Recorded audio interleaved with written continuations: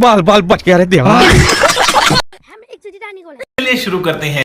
उहाँ नमस्ते सबैजनालाई। आज चाहिँ हामी स्कुलबाट आउँदा आउँदै एउटा आइडिया आयो के म मेरो साथीहरुको सबैको परिचय गर्न लागिरहेको छु। हेर्नु होला, इट्स मी रमा राई।